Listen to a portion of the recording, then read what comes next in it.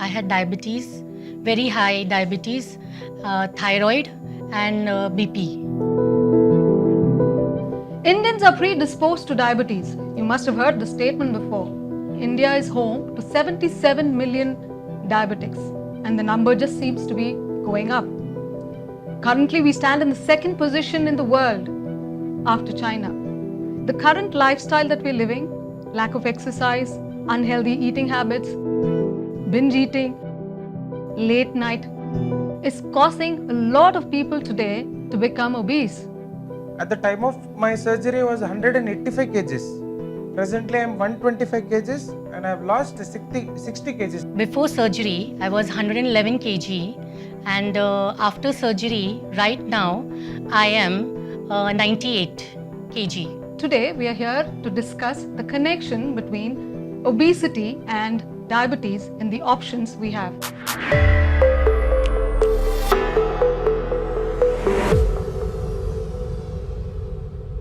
Hello and welcome to this special session on occasion of World Diabetes Day. If you are obese and also diabetic, what are the options that you have? What are the things that you can do to reduce risk?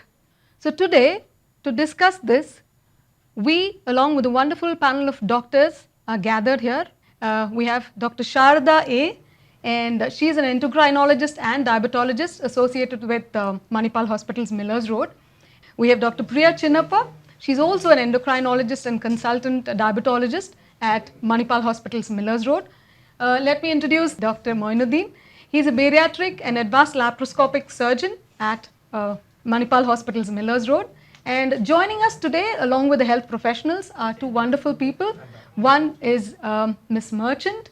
She's a patient of Dr. Moinuddin. And we have Mr. Tarun also, who's also a patient of Dr. Moinuddin.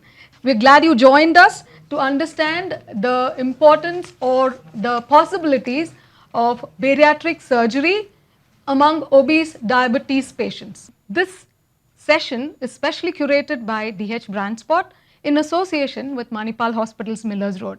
Let me go over to Dr. Priya. There are different kinds of diabetes. I'm aware of type 2 diabetes, and then we call it a regular diabetes. So what is diabetes? What are the different kinds of diabetes, Dr. Priya? Yes, so type 2 diabetes is the most common form of diabetes. About 90% of patients with diabetes have type 2 diabetes. Type 1 is the lesser common one, which is autoimmune, and we're not going to discuss it here because it's not associated or caused by obesity. It's when there's destruction of the pancreas. Okay. And there are some other rarer forms of diabetes. Let me understand, when we say obesity and then we also say overweight. So what is the difference between being overweight and obesity?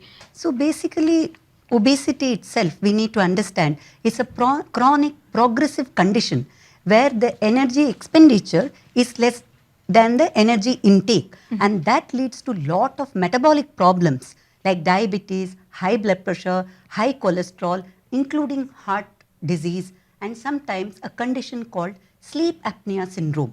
That is the reason we need to learn about obesity and overweight.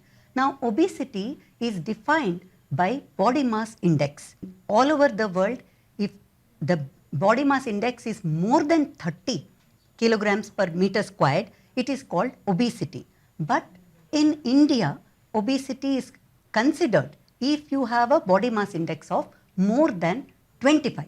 And overweight is a body mass index more than 23. It goes to say that normal weight is between 18 and 23. Why is this? That is because the Indians are prone to more fat in the abdominal area called central obesity, and or this is also called visceral obesity. This is in fact associated with all the comorbidities like diabetes and high blood pressure, etc. That is why we have a term called the thin fat Indian as compared to our Western counterparts. And can this kind of obese diabetes be prevented? Is it preventable? Yes, I do believe that it can be prevented. But now when we're talking about prevention, it is what people need to do before they get obese. So this is for normal weight people, and there have been some although small studies which show that there are preventive measures that we can follow, like a healthy lifestyle, exercise, decreasing sedentary behavior, and behavioral counseling, which means reducing stimulus control. They shouldn't have easy access to fast food. Or mindfulness, where people maintain a journal and they write down why they're eating, what they're eating, Oh, so okay. that they're more aware of what they're eating. So these measures, if it is started in childhood, it reduces obesity in adulthood. Oh, nice. Journaling what you're eating. That's interesting. Okay. So, then the link between obesity and type 2 diabetes is very clear. So, if you're obese, you have a very high chance of getting into becoming a type 2 diabetic patient. Yes, Right? yes. Okay. Okay. And how do you manage the whole thing? If you are a type 2 diabetic patient, how do you manage your weight? Yes. So when you have type 2 diabetes and obesity, we use the term diabesity because they have both conditions. So of course, often the focus is on type 2 diabetes and blood sugar control because that leads to complications. But while we are managing the type 2 diabetes, we also have to be aware that the patient is obese. So in addition to lifestyle, healthy diet, exercise, reducing sedentary behavior and so on, the doctors focus on medications which help them lose weight and control the diabetes as opposed to using certain medications which will cause weight gain. So there are two classes at least of drugs which help with weight loss, like the GLP-1 agonists and SGLT2 inhibitors. So we prefer that when a person is obese. Okay, so as an endocrinologist, both of you must be putting your patients on diets, right? Being obese is a challenge by itself. Now, putting them on a diet is a bigger challenge. So, how do you manage to convince these people to stick to their diets? I mean, it's quite a challenge, right, as doctors?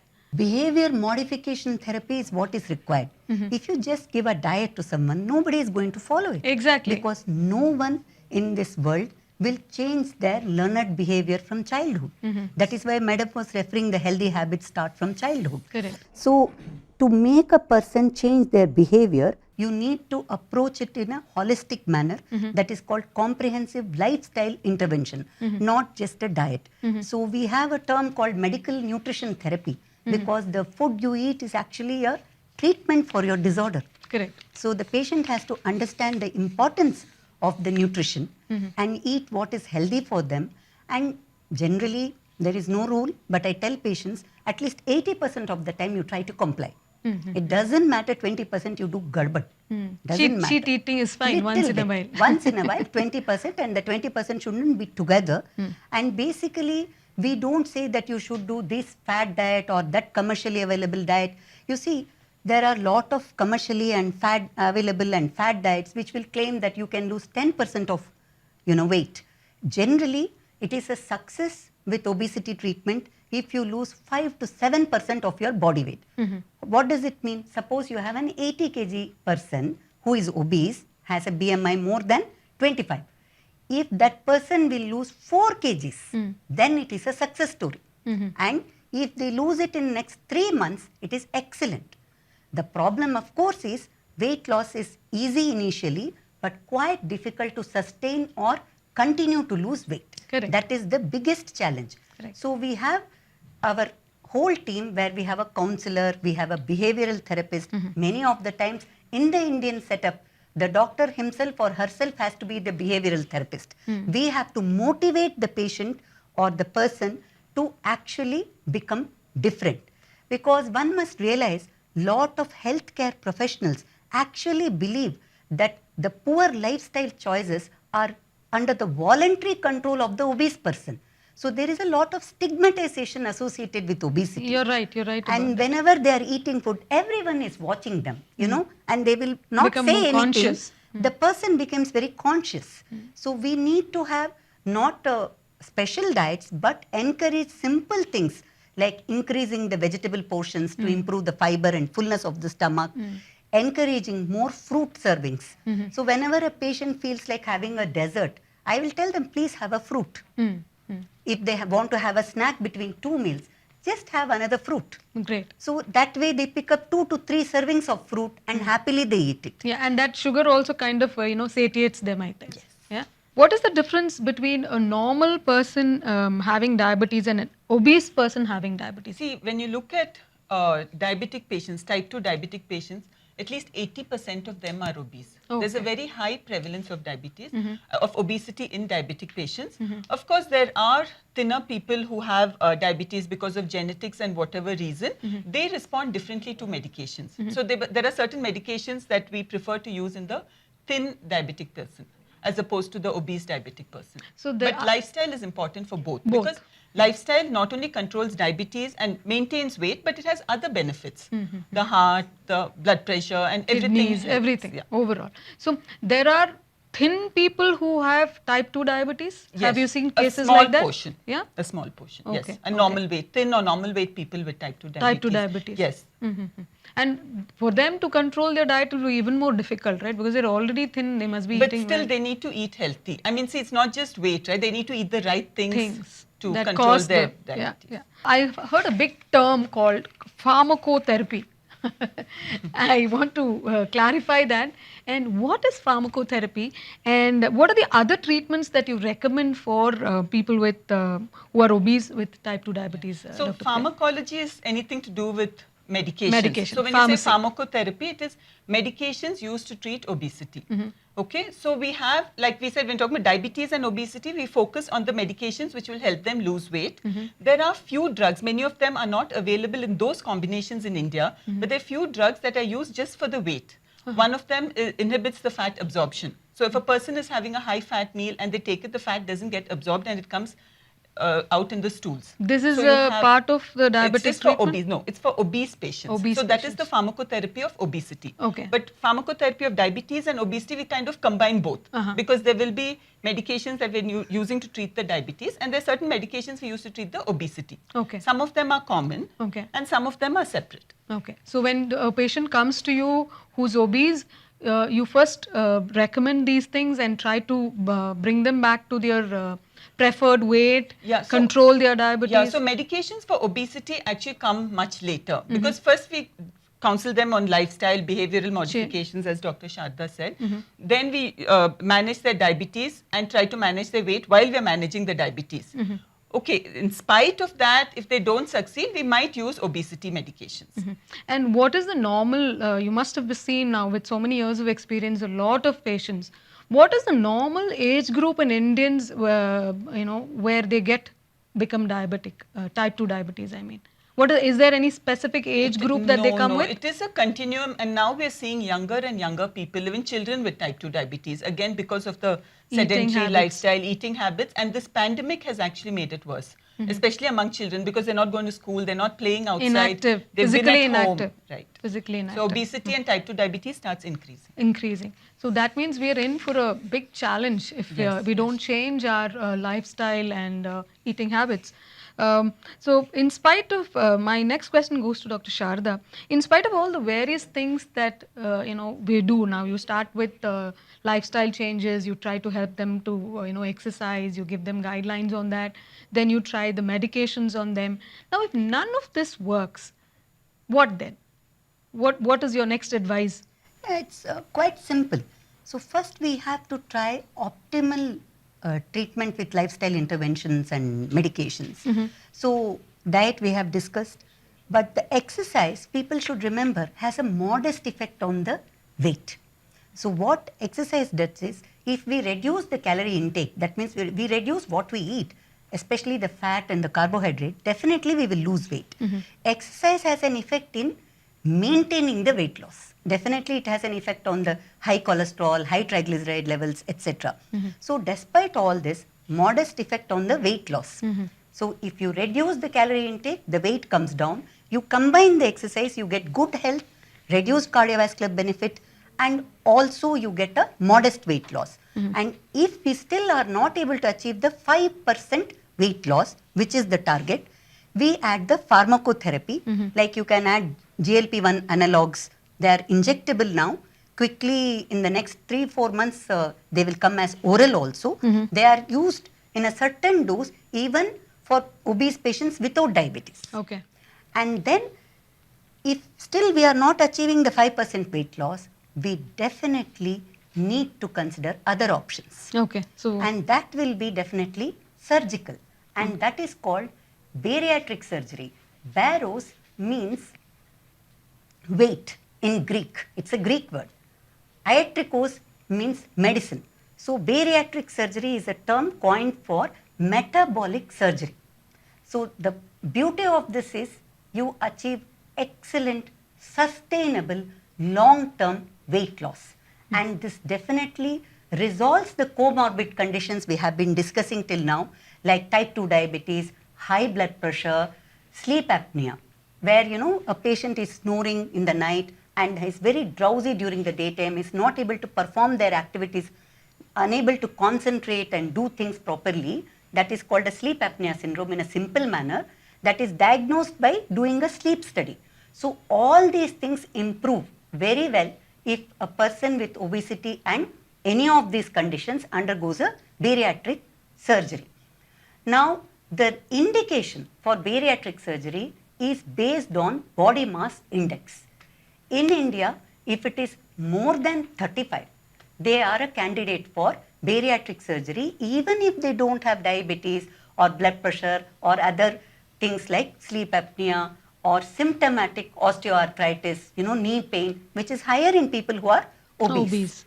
And if a person has a BMI of 32.5 and has got comorbid conditions which I have mentioned, like diabetes, high blood pressure, etc., they are a definite indication for bariatric surgery if they have failed to attain weight loss with the other therapies we have been discussing so far. Okay, that's interesting because when there are no options left, there are some new options that have come up, right? So now let's understand further about bariatric surgery from Dr. Moinuddin, right?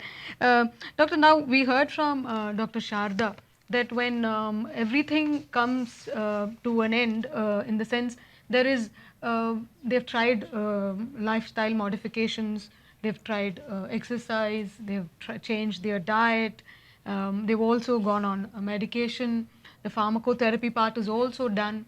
Now what do we do? Now what is the next step? So what is the surgeries that we're talking about? Many people in India would have been thinking that's a new procedure. No, it's not a new procedure because bariatric surgery started 50 years back. Dr. Scopinaro, recently he expired. He's the person who started the bariatric surgery. Okay. If you really see that bariatric surgeries before were like biliopancreatic diversion, so huge procedures. Okay. Now we are cutting short the type of procedure also. So roughly if you see 36 to 38 of bariatric procedures all over worldwide. Okay. If you see in Brazil and all these American countries, they perform this kind of surgeries. If you see the Korean population, they perform different kind of procedures. Like if you see Korean population, Taiwan population, they are all low BMIs. Whatever we are talking now, it doesn't apply to them. Because 28 BMI, 26 BMI, they do the bariatric surgery for uncontrolled diabetes. The procedures are completely different on what they operate, like proximal jejunal bypass, duodenal jejunal bypass. So if I really see Indian population, the scenario is different. We operate 3 different kind of procedures. We grossly separate it into restrictive procedures and malabsorptive procedures. If you see restrictive procedures, gastric sleeve is the most common surgery. Gastric sleeve. Sleeve. Okay. So what happens is that is the most common surgery performed in US also. Okay. Nowadays. In India, it is very, very common because the ease of performance, one is one thing. So restrictive procedures, malabsorptive procedures. Restrictive gastric sleeve. Malabsorptive procedures, it can be gastric bypass. Gastric bypass can be 2 types. One is mini gastric bypass, a simpler form of bypass. The other is Roux-en-Y gastric bypass. Both the things what happens in gastric sleeve, what we do is basically we reduce the size of the stomach. Okay. If the size of the stomach is 100%, we make it into 15 to 20% of its size. And we remove the redundant stomach. Okay. In gastric bypass, we don't remove anything. We make the stomach size as 15 to 20%, but we join the intestine down. So what happens? 3 mechanisms of surgery works. One is the quantity of food is reduced. Number 2, it doesn't go into the largest part of the stomach. So what happens? The hunger hormones, the ghrelins are morely concentrated on the fundus part of the stomach, which doesn't go there. So the patient will not feel much hunger post-surgery. Okay. One is quantity, one is hunger. Number 3, when it goes to the bypass part, there is something called L cells in the intestine, which are stimulated. L cells. L cells, which secretes incretins. Okay. This hormonal changes happens, which causes this excessive weight loss, and which causes the pancreas to secrete extra insulin, and which breaks the insulin resistance. Whatever insulin absorbs, see, many of the times what happens, insulin production will be adequate, but it will not be absorbed in the tissues because of something called insulin resistance. This incretins will help you. And what happens, many of the times the bypass is done on the small intestine. We bypass the duodenum part of the intestine, first part of intestine, because this part of the intestine has anti-incretins. Okay. So basically the body is the balance between the incretins and anti-incretins. The food doesn't go to the anti-incretin part, the incretins will rise. This incretins will have on the satiety, the patient will eat less and he will feel full. Full. And this is the mechanism it works. And even the genetic changes, recently the paper showed genetic changes also happen post-bariatric surgery. Why people don't lose weight basically is, there is something called fat set point. See, for example, I am 80 kgs. I do fasting in Ramzan. I lose some 7 kgs. So what happens, for example, 7 kgs? But why I don't maintain it at 7 kgs? Because my fat set point is 80 kgs. So what happens, whatever I do, I may lose temporarily because something called water weight loss. A person loses water weight very quickly. They do for all this, lot of modern therapies. You go to some technique where they lose 4 kgs, 5 kgs. Yeah, But they don't various withstand. various They don't diets. withstand. The reason is because his fat set point can't be changed by this diet mechanisms. Diet and other mechanisms, fat set point can't be changed. That's the role of surgery comes. The surgery changes the fat set point. Okay. It resets the fat set point. Okay. So that is why a lot of people are failing to, Just lose weight. Yeah, lose weight and stay at that particular. Yes, even though they lose some weight, they may not sustain because They of may this not thing. sustain. Okay. Okay. And there is another mechanism called hormonal issues.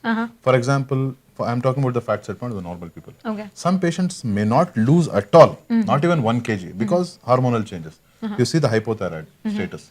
Whatever they do, they don't lose. They don't lose weight. If it is combined with something called polycystic ovarian syndrome, where progesterone dominates over estrogen, if there are 2 deadly conditions where whatever you do, you don't lose weight. Okay. Okay. So And that leads to a these lot of patients other comes issues. to us. See, because PCOS is all the young people comes to me. Majority of the patients, 60 to 70% of patients are young females who are planning to get married, who are planning to get conceived. So many things. This PCOS is a condition which don't allow them to lose weight at all. Okay. And they don't have menses for 1 year, 2 years, and they have facial pigmentation, facial hair. Oh, okay. So all these issues. Okay. That's all because of the hormonal problems. Yes, hormonal changes. That's where the surgery role comes. So my next question is, these surgeries will help diabetic patients, and does it cure them of diabetes, doctor? See, we can't say cure. Cure is a big term. Okay. We can say this surgeries will push the diabetes into remission. The diabetes will be controlled, whether with few medication or with no medication. Okay. Okay. This is how it is. It pushes the remission. So I think this is a long sustainable effort. The surgery will help you in achieving the weight, but it's up to the patient also to make an effort to maintain the weight loss. Correct. Correct. After For surgery, example, you the can't patient go lost binge 40 eating again. kgs. Yeah. Then he has to maintain also a little bit. He has to do some exercises. Yeah. Skips completely sweet, sugars and bakery items. And all this thing. He has to maintain some effort should be from patient side also. Correct, correct. So we've heard a lot about bariatric surgery. It's actually quite a scary thing, Even before I came for this session, I was talking to a couple of friends and they were saying, bariatric surgery, oh my God. So why is that? Why is that? See, basically, bariatric surgery was quite new 25 years back. When it came into India, it's almost like 1997, 98 something.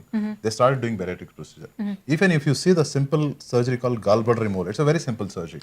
Just now I have done the surgery. Okay. So we took around 7 minutes or 8 minutes to finish the surgery. What happens is, that procedure also carried a lot of risk when they started the procedure, like 40 years back, 30 years back. When they started doing gallbladders, there were a lot of complications which could happen. So now, even if you see the now gallbladder, hardly any complications. Yeah, it's very smooth. Any surgery starting will be less learnt and less expertise, less skills a person will be. Because now the surgery has become almost like 25 years into India, and even the history is 50 years and there are a lot of papers. So what happens, the expertise of doing, the skills of doing a surgery has increased. If you really see my scope, I have been doing this surgery from last 10 years. So what happens, if you see, not a single patient has gone into any significant complication. Who is eligible for this kind of bariatric surgery? See, eligibility of the patient completely varies. I feel the patients who have uncontrolled diabetes, even with medication and all, they qualify for the surgery.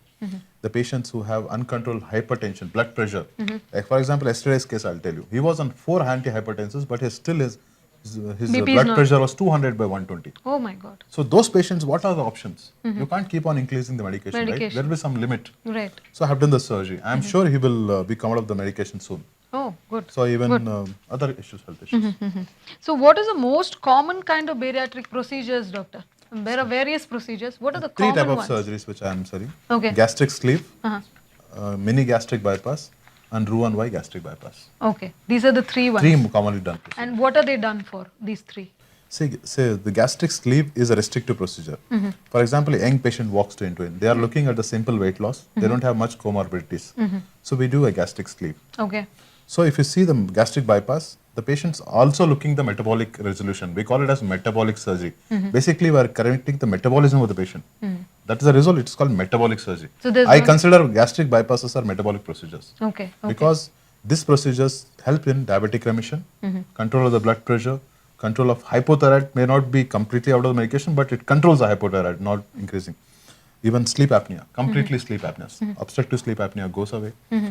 Cholesterol comes under control. Back pain comes under control. I have operated this month, I have operated 2 patients, one with severe knee pain, one with severe back pain. Knee pain and back pain, they got a bariatric surgery Bariatric surgery. done. The reason is they're heavy, Okay. the BMI is high. So what happens, they have, even one patient, they have done spine surgery also. Okay. She didn't even have 5% of pain release. Okay. Okay. Because the body is carrying too much of weight on the spine. Correct. So what happens, because of that, she had so much of pain in the back. There is no structural abnormality, Okay. too much of pain. It's just because Once of the the weight. loss of 20 kgs, 30 kgs of weight, the pain comes down. Oh, okay. Okay. These are quite informative things which not many people are aware of. So you have 2 patients here who've joined us, Miss Merchant and Mr. Tarun. Mr. Tarun is Dr. Moinuddin's patient, and he's 32 years old. And Mr. Tarun, give us a brief about your health issue. How is it that you came and met doctor, and what is it that you were having before surgery, and what is the impact after surgery? Madam, I was admitted in the same hospital for breathing issues. Breathing issues. Breathing issues. Okay. I was having sleep apnea. Once I was admitted in the same hospital, and twice I was in the ICU. And the only option for me to reduce my weight was bariatric surgeries, which was done by doctor. And I have gone for the MGB, mini gastric bypass. My weight was 185 kgs. 185 85. kgs. Now what is your weight? 125. 125. So around 60 kgs 60 you have kgs lost. I have lost, madam. Okay. Okay. In the time of 15 months. Time of 15 months. 15 okay. months. Okay. Okay. So this is my weight loss journey. Journey. madam. Okay. And I had sleep apnea and other Other health issues? health issues. Okay. And now everything has been resolved, madam. Okay. Okay. And currently, what is your health status? Health status, I was using BiPAC machine earlier and when my weight was 185 kgs. These problems were there. So doctor suggested me to go for the bariatric surgery. Now, after your surgery, are you still using these No, machines? madam. From the day of my surgery, I'm not using any type of machines or any type of support from the medication, nothing, madam. Okay. Okay. And what about your diet? You've done diet modifications? Diet, yes, madam, that we must follow. You must follow. Okay. Well, as per our dietitian and as per our doctor conditions, we have to follow, madam. Okay. Okay. If we Okay. follow only, the success rate is there. Correct. Correct. Okay. And so right now, you're happy with this? Yes, madam. Yeah? 100% I'm happy with the surgery, everything, madam. How long did it take for you to recover from the surgery? 6 to 7 days, madam. 6 to 7 7 days. days. So you were in the hospital for 6 to 7 days? 2 to 3 days I was in hospital. Okay. Then went back to my work after 7 days, madam. You went back to work after 7 Yes, days. Okay. Okay. Are these surgeries laparoscope? Yes, sir. See, basically the people will have fear means surgery means cutting the abdomen. Yeah, that's what I thought. So all of them are minimal access approach. With the small keyhole surgery, we can do any surgery. Okay. Starting from gallbladder surgery, simple, to a cancer surgery also. Everything, most of surgeries are minimal invasive. Okay. The surgery means what basically we put a small holes. With the help of camera, we operate. Okay. So basically, it's a hand-eye coordination. So people, the criteria, what have the jinx was, the more the age of the surgeon, the more experience. Correct. Laparoscopy has changed it completely. It's a reverse. The more the younger the surgeon, he will have more hand-eye coordination. Correct. The surgery quality will be, the results will be good to the surgeon. That's a good one, right? So what happens, people who are good in video games can do better surgery than me. I should tell my son to become a doctor then. All right. Now let's move on to Miss Farida Merchant. Yeah. Ma'am, you're 42. 47. 47. Yes, Okay, ma'am. great. So you come. What is your history, ma'am? Do you have? Are you diabetic by any Yes, chance? yes, ma'am. You are diabetic. Yes, I am a Okay. diabetic. As well, I have got a lot of complications and health issues I had before. Okay. Like I had high diabetic and thyroid Okay. and plus snoring problem. Snoring problem. Yeah, and lot of back pain also. But and then I was on high medication for diabetes Okay. From how many years are you diabetic? from 15 years. 15 years. Yes. Okay. So I'm when a you were diabetic. 30 plus, you got Yeah. diabetes. After my first pregnancy, I got diabetes. Okay. So and then after that, I was like recommended by one of my cousin about doctor. So I went to him, and then he convinced me and all. And then I thought of he told me to go for this mini bypass, and I went for that surgery. And it is 1.5 month past. I was 111 kgs. 111 kgs. Yeah, and right now I am 98. 98. Okay. Yes. Okay. So this is beneficial to you. Yeah, very. And I have stopped all medications right now. You're not No, diabetic now? no. I right now I'm not taking any medication. Okay. Okay. My diabetes is normal. My BP is normal. Everything is normal, ma'am. Okay. And from how, it's been how many months now that you have completed the surgery? 1.5 month. 1.5 months. Yes. Okay. Okay. So it's just 1.5 been months. 1.5 months. Yes, ma'am. Okay. So welcome to the bariatric All journey. thanks is to it? Dr. Moin, I should say that. All right. All right. So you have any set goal now? Has he given you a weight goal? How is it? Yes, sir. He has told me that I have to reduce. I have to be around 66 or 67. So I have to come. That is my goal. Okay. I have to reach to that. Okay. So I'm what about stuck. your walks? You said you had back pain and all that. Yeah, You're able to walk? I go for walks also, ma'am. Like every day I walk for an hour. Okay. So you would So- recommend this kind of a surgery Yeah, to I people who are would. diabetes? Yes, yeah? I would. So how soon can a person who's had a surgery get back to work, going about his day? How long do they Yeah. take to get back So in action? basically, the surgery varies from gastric sleeve we do in 30 minutes to Roux-en-Y gastric bypass 2.5 hours.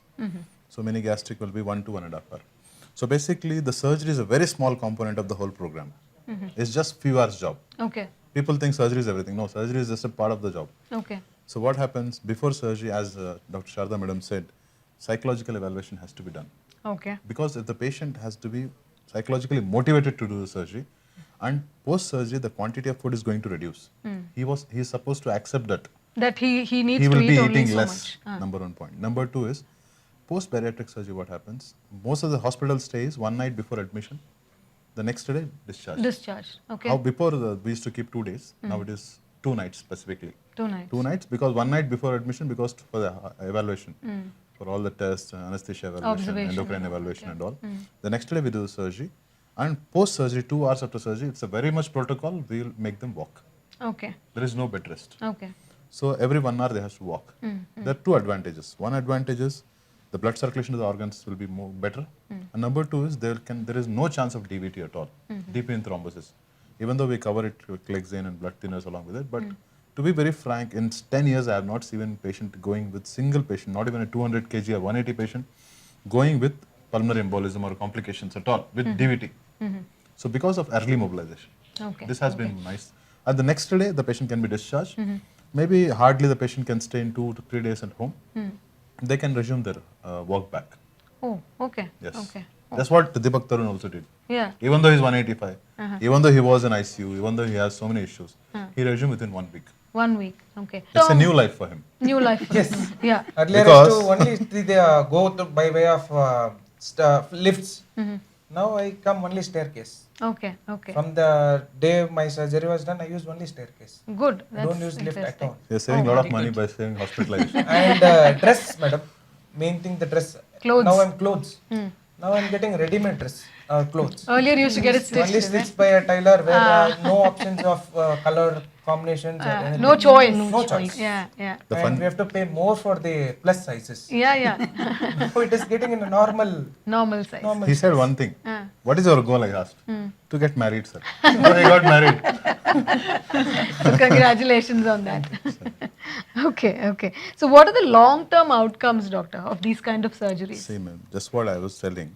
So everything requires sustained effort because obesity is a multifactorial disease. It's not only one factor which causes obesity.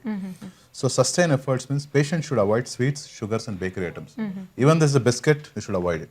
You can take protein biscuits, but not normal biscuits, maida biscuits. So what happens if you try to avoid this? Definitely will have a long recovery and sustained weight loss. And the patient, we suggest strictly, we ask them if the patient can walk well, then treadmill of 45 minutes per day. Oh, okay. This is very specific because walking of 2-3 hours may be equal to 45 minutes of treadmill.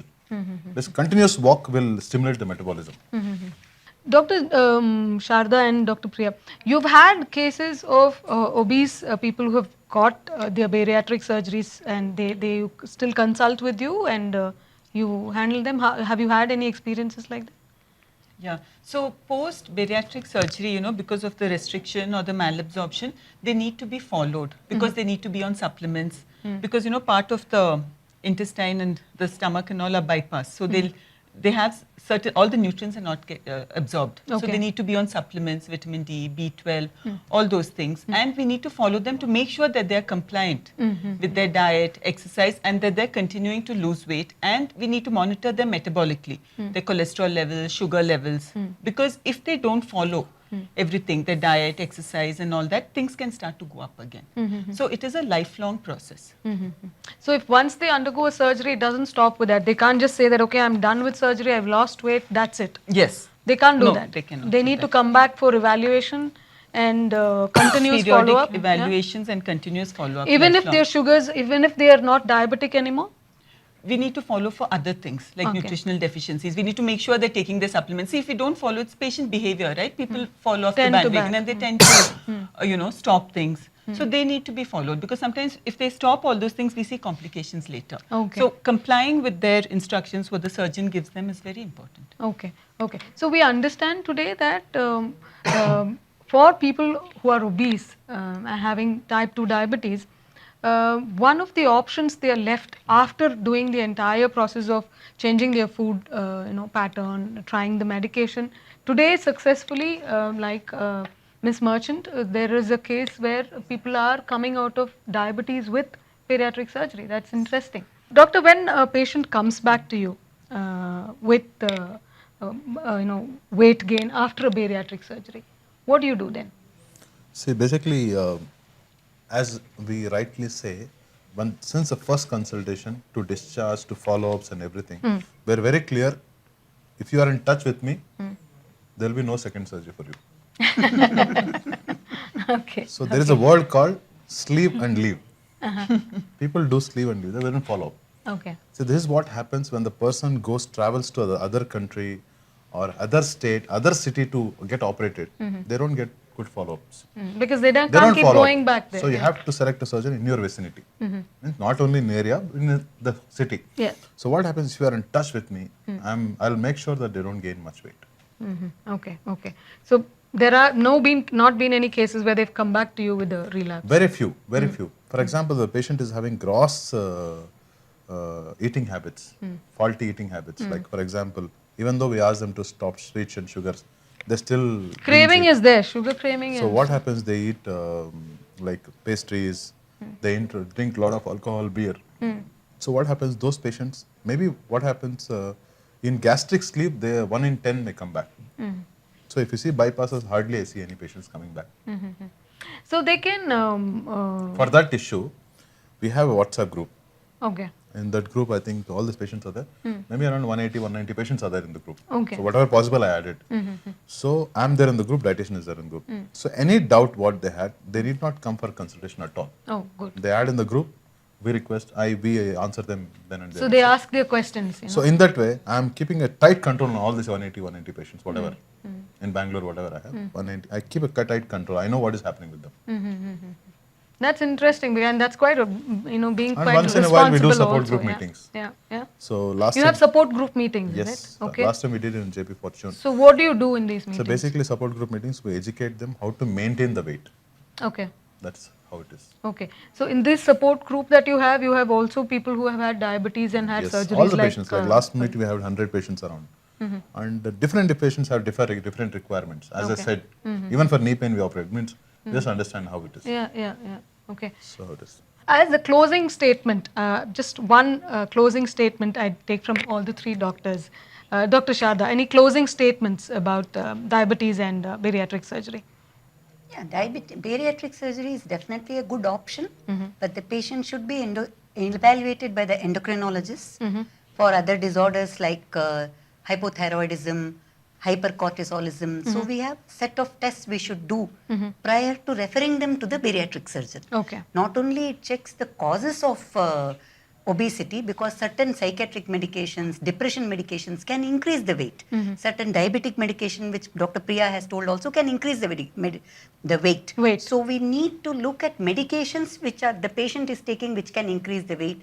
Certain endocrine disorders which can increase the weight. This happens at the endocrine level. Okay. And also we will be checking for any of the comorbidities like diabetes, hypertension, their cardiac status, ECG and echo and everything, treadmill, before the patient is actually fit for going to the bariatric surgeon. Okay. And definitely psychological evaluation. Endocrine is a must legally, medico-legally, and psychiatric evaluation is a must before we hand over the patient to the very efficient and committed Dr. Thank you, Moinuddin. ma'am. What about Dr. Priya? Any closing remarks? What I would like to remind patients is, I think all of us have stressed on that it is a lifelong journey. It's not like once you do the bariatric surgery, you can, eat and do whatever you want and lead a sedentary life. You have to be committed lifelong. Your lifestyle, your diet, your exercise, taking your medications, being in touch with your doctors, lifelong they have to follow. They can't forget about it. All right. Thank you. And Dr. Moinuddin, closing remarks, So please. I feel not the only surgery. Surgery is just a component, a small component of the whole program for obesity. So I feel multidisciplinary approach is the best approach anyone can have. Because some people, what are we good in our hospital being good is because we have everyone. So we have Dr. Sharda, Dr. Priya for endocrine evaluation. We have psychological evaluation. We have dietitians to motivate them and explain the diet. And surgery. I feel surgery falls in the last category. If you really see the hierarchy, endocrine evaluation, psychological evaluation, dietitian evaluation, surgery. So surgery, we are always there to do surgery. But what happens if they are not compliant with any of the things? So the surgery may fail. So what I feel is the patient should be knowing that it has to be a multidisciplinary approach and little physical activity along with it for lifetime is very, very important. Important. All right. Thank you so much. We had a very informative and an open discussion about how obesity and diabetes, type 2 diabetes especially, affects people, and how this intervention of bariatric surgery helps such kind of people. So I hope this was an informative session for all of you, and keep your eyes open to what you eat, and the suggestion from the doctors is before going in for any kind of surgery, first try your lifestyle changes, take your medications, and the last option is any such kind of weight loss surgery. So with this, we call it a wrap. Thank you so much. Stay healthy, eat healthy, and stay blessed.